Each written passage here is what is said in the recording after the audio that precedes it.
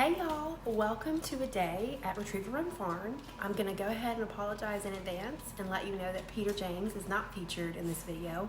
He probably will come by to ask me a dozen times if I am making a cake, which the answer will be yes. My very sweet nephew is turning 8 years old at the end of the month, and we are celebrating his birthday tomorrow.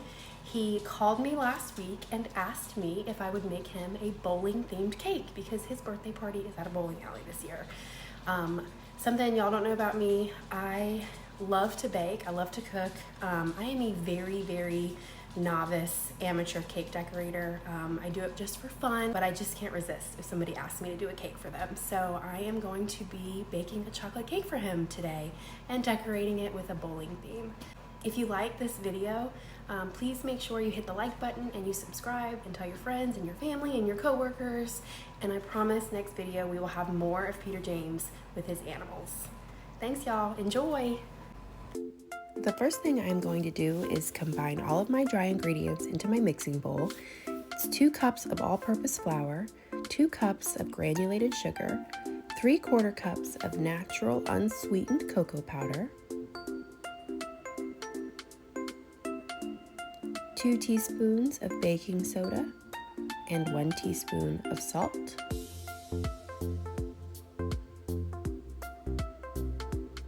And I use just a whisk to whisk it all together until it's well incorporated.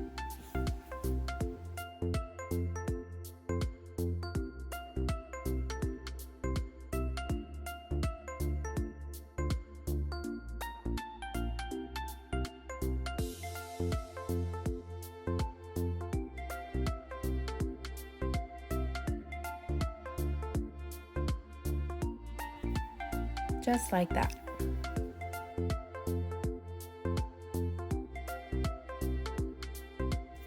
Next, I'm going to add my wet ingredients except for the hot water.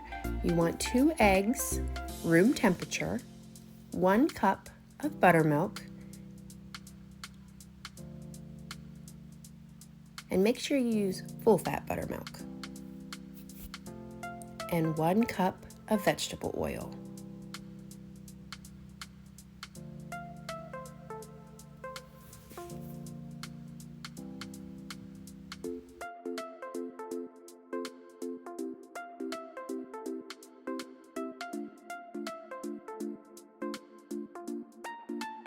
Whenever I make a cake, I use my stand mixer with my paddle attachment to combine all of my ingredients together.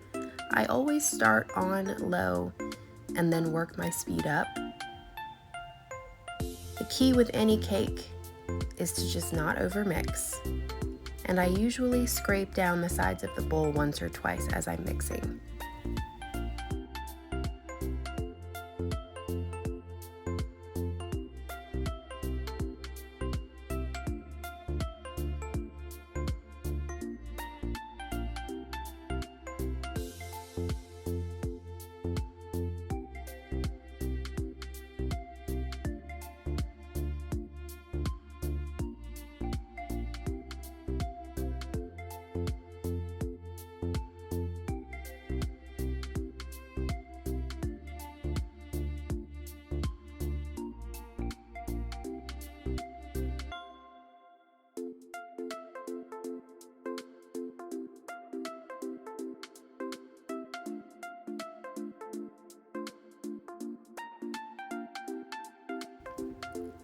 After everything is well combined, you're going to add 1.5 teaspoons of vanilla to 1 cup of hot water. I like to give it a little mix with my measuring spoon before I pour it into my cake batter.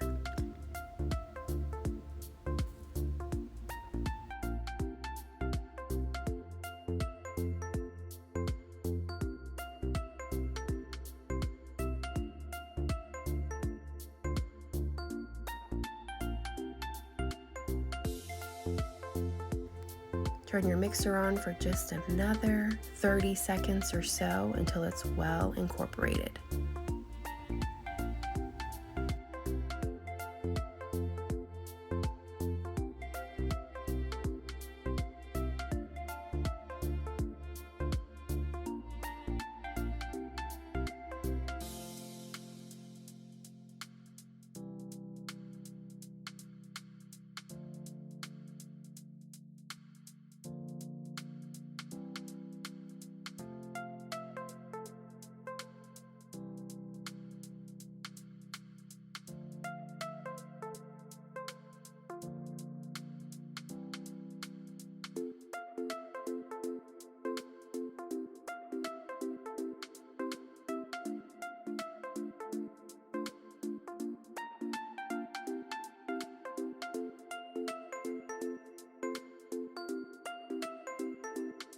For this cake, I decided to use a quarter sheet pan, and I am super old school. When I was growing up and I made cakes with my mom, we always coated our cake pans with shortening and dusted them with a little bit of flour, and that's how we greased our pans growing up, and I still do it today. You're gonna bake your cake at 300 degrees, and I started out low at 25 minutes and then just kept my eye on it. When the cake is ready to come out of the oven, give it a little poke with a toothpick and make sure that it comes out clean or has just a few little crumbs on the toothpick.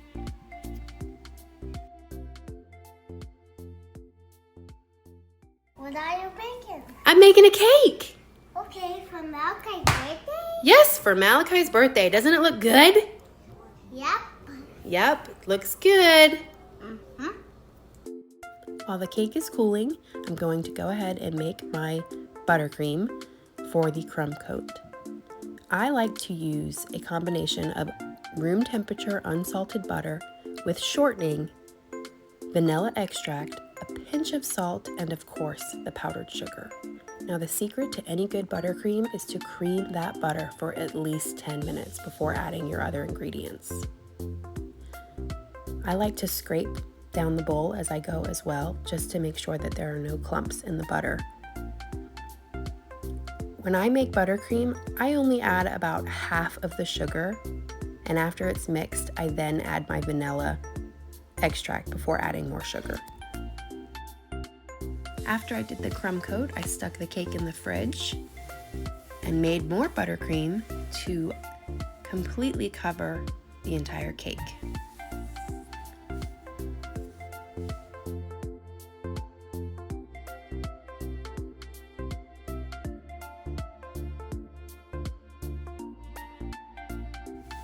I used a bench scraper to scrape the sides and the top, and I have learned in the short time that I have been making cakes, less is better.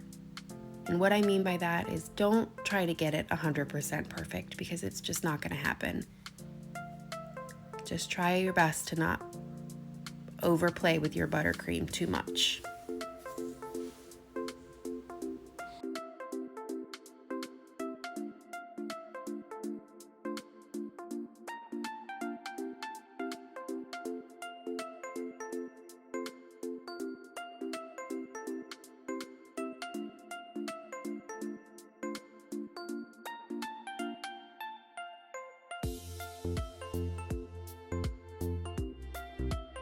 After I got my cake all smooth, I stuck it back in the fridge while I made my fondant accents.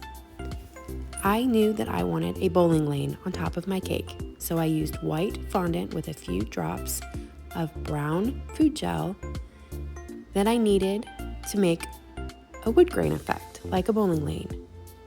I used my cake pan to help me measure out my bowling lane because I knew that I didn't want the bowling lane to take up the entire top of the cake.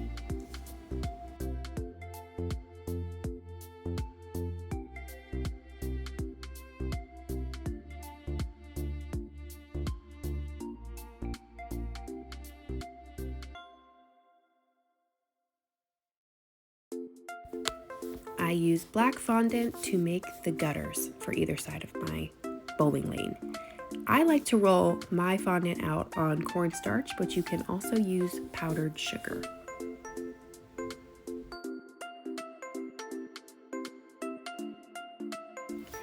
I take my cake back out of the refrigerator and gently lay on my fondant accents.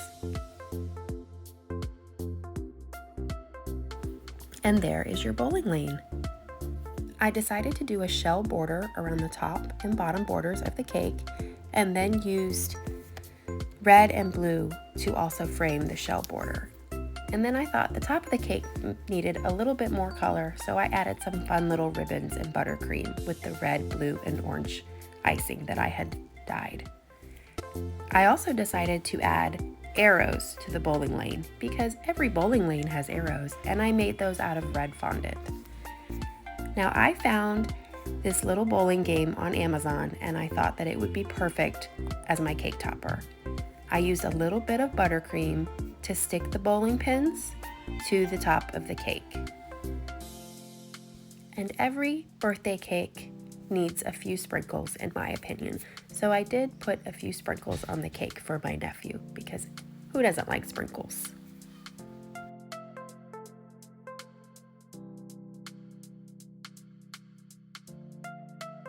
If you'd like to see more of the cakes and other things that I've made over the last few years, feel free to check out my Instagram page, Katie's Cakes and Things.